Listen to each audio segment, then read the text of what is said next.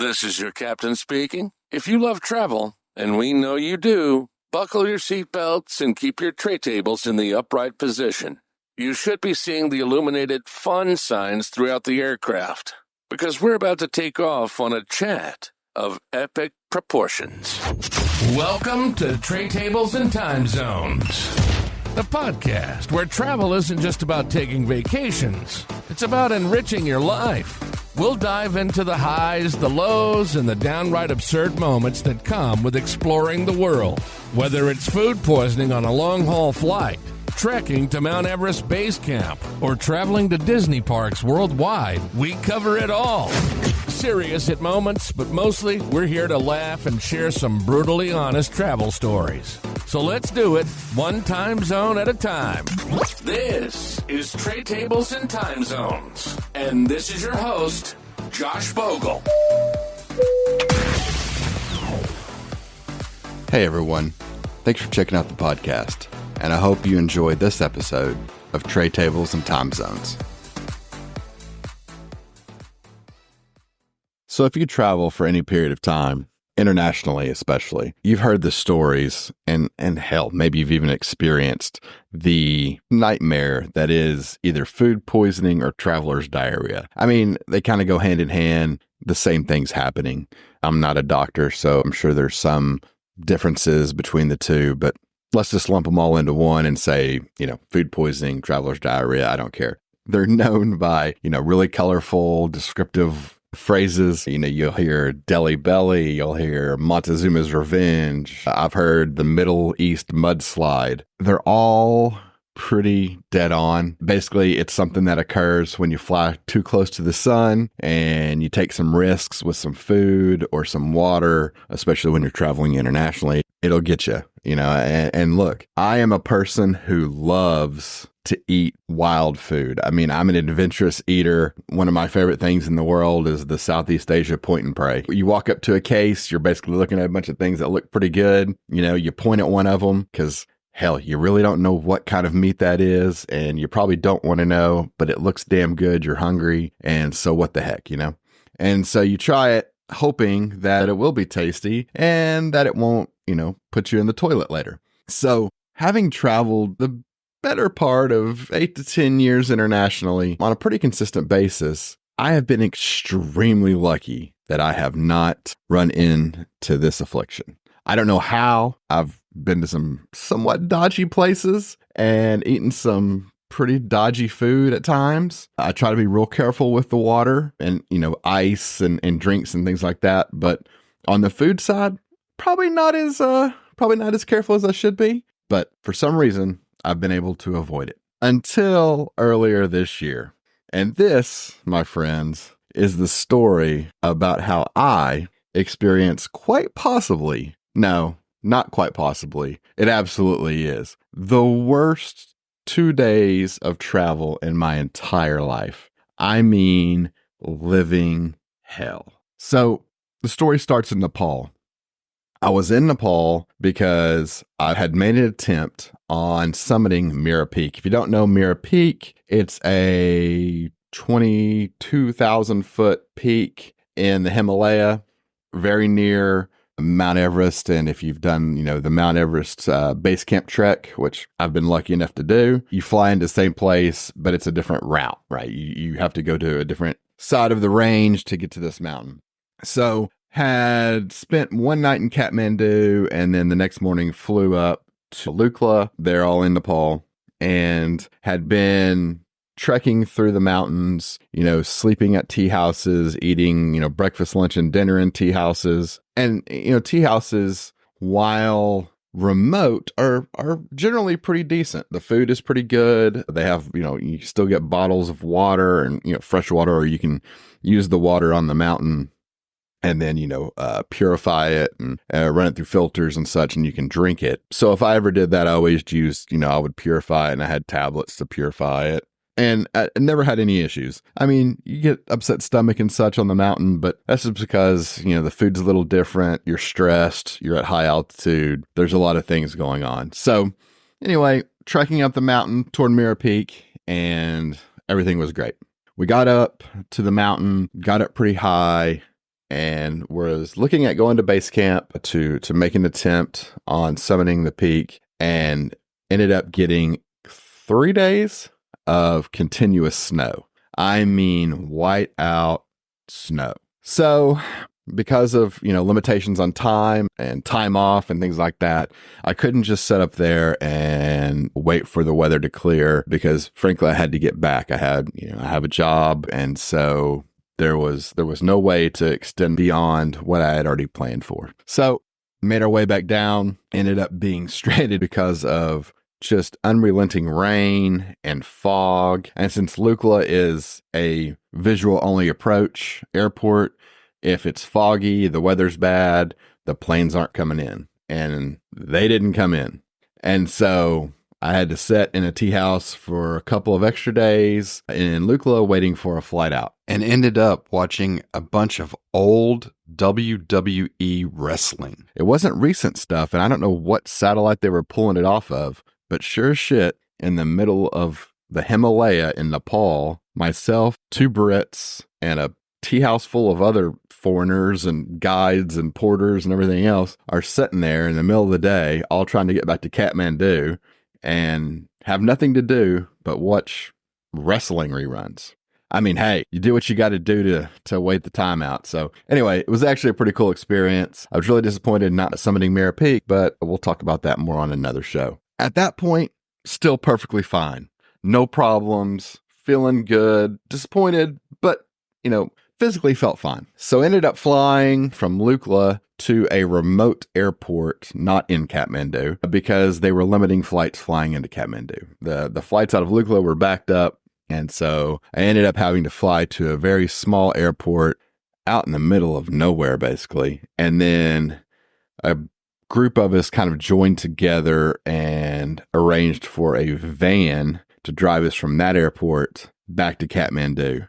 That in and of itself was a wild experience. Not only were we packed into this van with all of our gear and a bunch of guys that had been, hiking and trekking and mountain climbing for the last, couple of weeks and hadn't really had a bunch of showers and, certainly needed them. It was an interesting ride to say the least. Plus, we're going over mountain passes, 1-lane roads. I mean, it's like National Geographic taking place right there in front of your eyes. These buses and trucks on the side of these little mountain roads, and it was wild. And to top it all off, the day that we were driving back into Kathmandu was also holy for the Hindu religion. So there was people everywhere, and there was all these little towns, and of course everybody's covered in color, these colored powders and stuff. Again, very cool to see. Loved getting the opportunity to see that because it was really cool. But I was so ready to get out of that damn van and off of that road that at that point, I didn't really appreciate just how cool it was. So got dropped off in the middle of Kathmandu. The company that was handling the guide service for me came and got me, took me back to the hotel. And the plan was to fly out the next day. So got to the hotel, fine, kind of repacked my bags to get ready to go home, drug out my clean clothes that I had stored at the hotel, took a shower, put on some new clothes, and figured out that I wanted to go get something to eat. I hadn't had any meat in like 2 weeks because you don't eat the meat on the mountain because it's been carried up there on somebody's back and not refrigerated. And certainly my American stomach would not have done well with the meat. So I was hungry for some type of protein, and I really didn't care what kind it was. So I start looking around on Google, and turns out very close to my hotel is a Japanese restaurant. Got really good reviews. I'm like, hey, I love Japanese food. Let's do this. So go to the Japanese restaurant, have some karage, some yakitori, a couple of Asahi Super Dries. Anyway, ate a lot of chicken, enjoyed it, had a good meal, went back to the hotel, took another shower, and got ready to leave the next morning. Had a really early flight. Got up the next morning, had a ride waiting for me to take me to the to the airport. I was flying Qatar Airways on a 787 from Kathmandu to Doha, and then I was flying Qatar again from Doha to London. And the thought there was, is there was some, I had some points that I could use on United. And so, why not fly up to London and then fly home in business class on United? So flipped to London. The plan was to take a day in London, do some shopping for my wife. There's a fabric company that's headquartered in London that she loves because she quilts. And so was going to swing by there, pick up some fabric that she can't get in the US and haul it home with me. And, that way have a little bit of a break on the flight home. Great plan. Really excited. Love London. It's going to be great to get back. Plus, I have another layover in Doha. So great. Get on the plane. Everything's going fine. Sitting in economy class on the aisle. So I've got room to stretch out and everything. They bring around some breakfast. So I eat and I settle in to watch a movie to pass the rest of the time on the flight. I think the flight was about 5 hours. So I'm sitting there and I'm watching, I don't know what movie, some movie. And all of a sudden, my stomach started hurting really bad. It started cramping up. And I was like, I might have to go to the bathroom.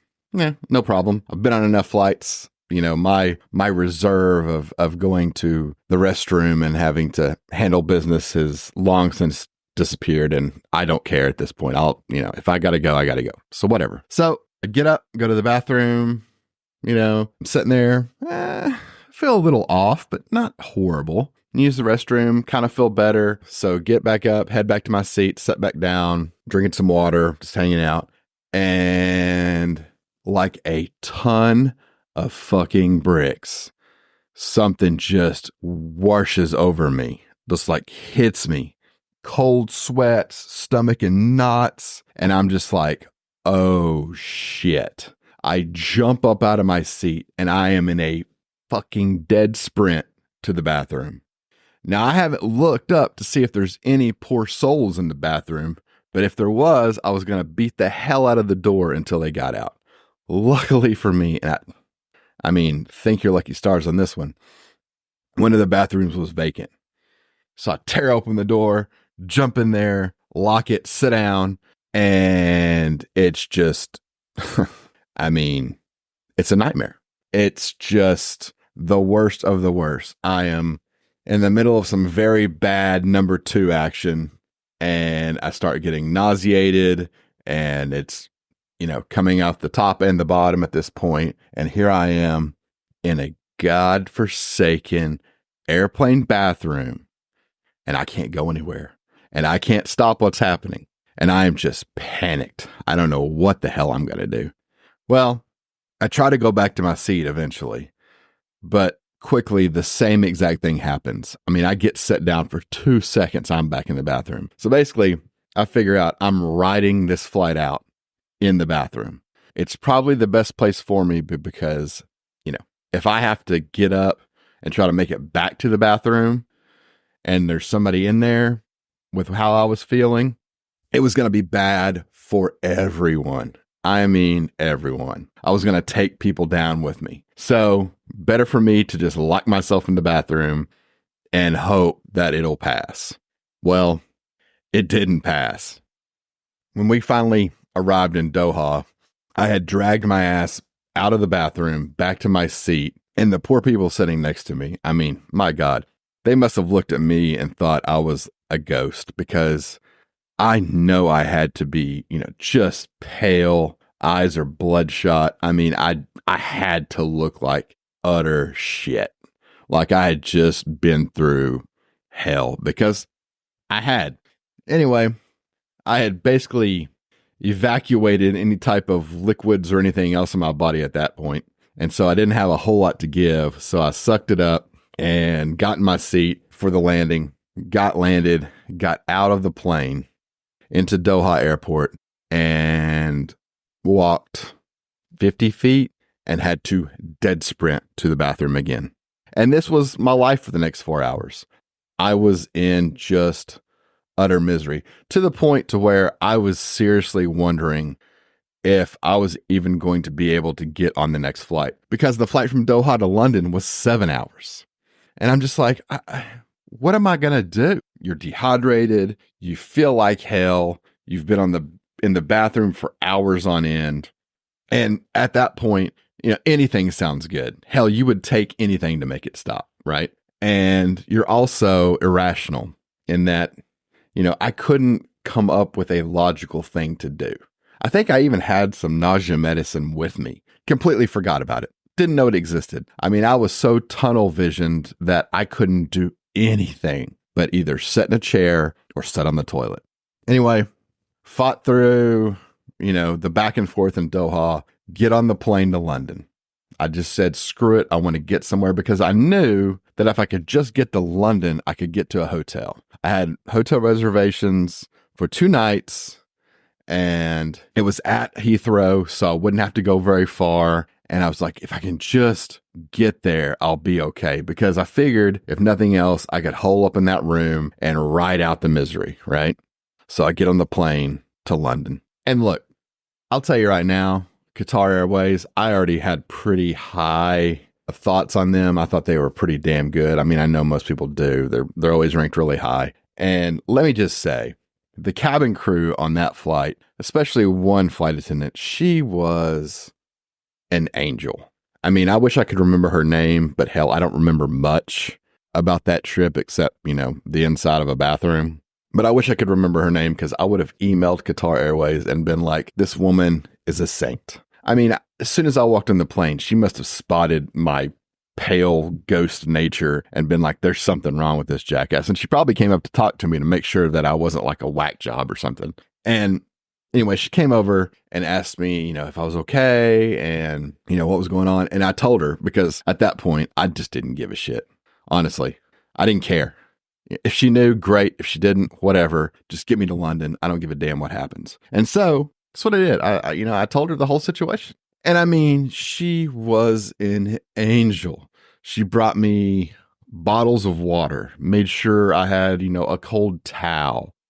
She was trying to see if there was anything that they had on the plane that I might be able to keep down. She brought me some fruit and whatever other bland things she could find. I ended up not eating a damn bit of it because the thought of putting anything in my mouth at that point was so disgusting and so horrifying that I just couldn't do it. It was all I could do to drink water just to keep my mouth somewhat, wet and from turning into like sand and dust because I was so dehydrated at that point. Anyway, that flight went pretty much as you can imagine. I spent most of it in the bathroom in a very bad way. And when I didn't, I spent the rest of the time kind of leaning up against the wall of the plane because at least it was kind of cool and it felt good on my head. That's all I could really manage. Didn't eat anything, only drank some water, and that was it. Got to London. It was Terminal 4 at Heathrow, or Terminal 5. Maybe been Terminal 5. Anyway, whatever terminal Qatar comes in, it's not a great terminal at Heathrow. I mean, I've flown in and out of the Queen's Terminal. It's great, Terminal 2. This terminal, it was a warehouse, right? The luggage was in the very bottom of it. I had to go all the way downstairs to get these 2 giant duffel bags I had with me because it's all my climbing gear, all my cold weather gear. And so they weigh a ton. And I don't have the strength to do anything. I drag these damn bags upstairs somehow to the taxi line because my hotel is attached to the Queen's Terminal. So it's attached to Terminal 2. And there was no way I was getting on the train at that point. I barely could tell you my name. So got in the black cab, very nice cabbie, which by the way, real quick side note here. Most people will tell you, oh, don't take black cabs, they're too expensive. And they are pricey, don't get me wrong. But I have never run into a bad black cab driver. They have always been extremely nice and wanted to chat. And it's been an enjoyable ride every time. And this was late at night this time. And this guy was still chatty and friendly. So yeah, it may be a couple extra dollars, but it's fucking worth it in London. I mean, frankly, it really is. It's just great. Anyway, back to my story. Make it to the hotel, get checked in, don't really have to talk to anybody, thank God, because they would have probably thought I was bringing in the plague to the hotel. Made it into the room, passed out, woke up sometime the next day, finally having, somewhat regained some semblance of dignity in my life. I was feeling a little bit better.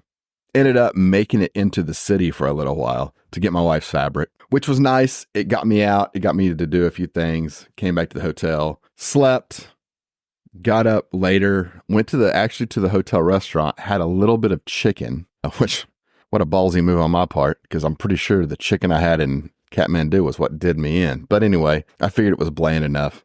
I had some chicken and then went back to sleep. Got up the next morning, flew home. Felt like absolute shit the whole time flying home, but it had subsided at that point to where I wasn't in the bathroom the entire time. And thank God I was in Polaris on United, so at least I had a lie flat bed, was able to get some sleep and relax. Didn't really eat, but I'm just telling you right now, man, if there's ever something that you want to avoid while traveling, it's food poisoning. But if you're going to get it, if you're going to do something stupid, eat something risky, drink something risky, whatever, you make damn sure that when you do that, you are somewhere where you're going to be for a couple of days. Because I can tell you what, my friends, you do not ever, and I mean ever, want to experience the Nepal nightmare like I did, stuck inside a speeding tube at 500 miles an hour, 40,000 feet in the air, and you've got nowhere